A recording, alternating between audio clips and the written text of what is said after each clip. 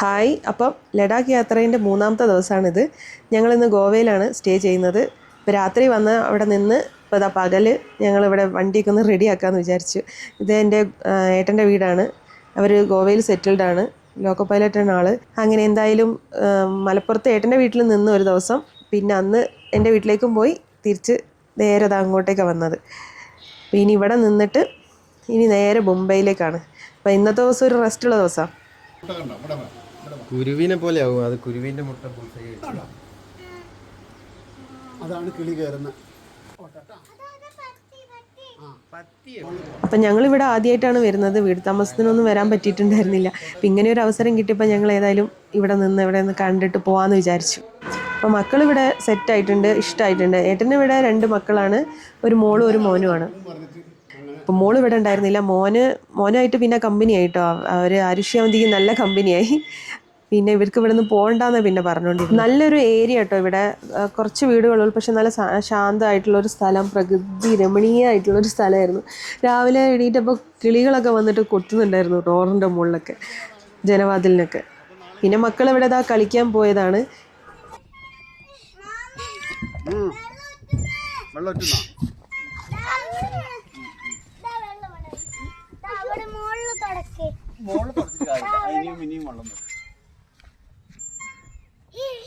രാവിലെ നല്ല അപ്പവും പുട്ടും ചിക്കൻ സ്റ്റൂ ഒക്കെ കഴിച്ചത്. പിന്നെ ഇവരുടെ റെസ്റ്റാണ്. കുറേ നേരം ടി വി ഒക്കെ കണ്ട്. ധന്യേച്ചി പെട്ടെന്ന് ഫുഡൊക്കെ ഉണ്ടാക്കിയിട്ടുണ്ട്. നല്ല അടിപൊളി ടേസ്റ്റ് ആയിരുന്നു ഫുഡ്. വീഡിയോ ഒന്നും എടുക്കാൻ പറ്റിയില്ല കേട്ടോ ഫുഡൊക്കെ ഉണ്ടാക്കുന്നത്. ഞങ്ങൾ കുറേ നാൾ കൊണ്ട് കണ്ടുകൊണ്ട് കുറേ സംസാരിച്ച് അങ്ങനെ ഇരുന്നു. പിന്നെ ഉച്ചയ്ക്ക് നല്ല അടിപൊളി ബിരിയാണി ആയിരുന്നു. അങ്ങനെ ഞങ്ങൾ ബിരിയാണി മക്കൾ കഴിക്കുന്ന കുറച്ച് ഭാഗം മാത്രമേ എടുക്കാൻ പറ്റിയിട്ടുള്ളൂ കേട്ടോ. ബിരിയാണി കഴിച്ച് പിന്നെ അവർ പുറത്ത് കളിക്കാൻ പോയി. പിന്നെ അവിടെ 2 നായ്ക്കൾ വരുന്ന അവർക്കൊക്കെ ഫുഡ് കൊടുക്കുന്ന ഇവരും എല്ലാവരും കൂടിയാണ് ഫുഡൊക്കെ കൊടുക്കുന്നുണ്ടായിരുന്നത്. ഇത് ഇവിടെ വെയിറ്റ് ചെയ്ത് നിൽക്കുകയാണ് ഫുഡ് കഴിക്കാൻ വേണ്ടിയിട്ട്. മറ്റേത് അവിടെ ബാക്കിൽ ഫുഡ്, ഇത് ബ്ലാക്കിയാണ്, അതിന് ഫുഡ് കൊടുക്കുകയാണ് രാജീവേട്ടെ. അപ്പോൾ അതൊക്കെ നോക്കി നിൽക്കുക. പിന്നെ വൈകിട്ടായപ്പോൾ ഞങ്ങളൊന്ന് കറങ്ങാൻ ഇറങ്ങി. മക്കളൊന്നും വരുന്നില്ല എന്ന് പറഞ്ഞ് അവിടെ ടി വി ഒക്കെ കണ്ടിട്ട് അങ്ങനെ ഇരിക്കുകയാണ്. ഞങ്ങളവിടെ അടുത്തുള്ള കോൾവ ബീച്ചിലേക്കാണ് പോകുന്നത്.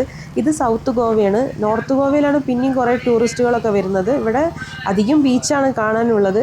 അങ്ങനെ പിന്നെ ഞങ്ങൾ വിചാരിച്ചു ബീച്ചിലൊന്ന് പോയിട്ട് വരാമെന്ന്. അപ്പോൾ നല്ല വെയിലും ഉണ്ടായിരുന്നു കേട്ടോ. രാവിലെ മഴയൊക്കെ ഉണ്ടെങ്കിൽ കൂടി ബീച്ചിലൊക്കെ എത്തിയപ്പോൾ നല്ല വെയിലായിരുന്നു. അങ്ങനെ ഞങ്ങൾ പോവുകയാണ് അങ്ങോട്ടേക്ക്, കോൾവ ബീച്ച്. അപ്പോൾ ഇവിടെ ഞങ്ങൾ കൂടുതലായിട്ട് അങ്ങനെ എക്സ്പ്ലോർ ചെയ്യാൻ പോകുന്നില്ല. എല്ലാ സ്ഥലത്തും സ്റ്റേ മാത്രമേ ഉള്ളൂ.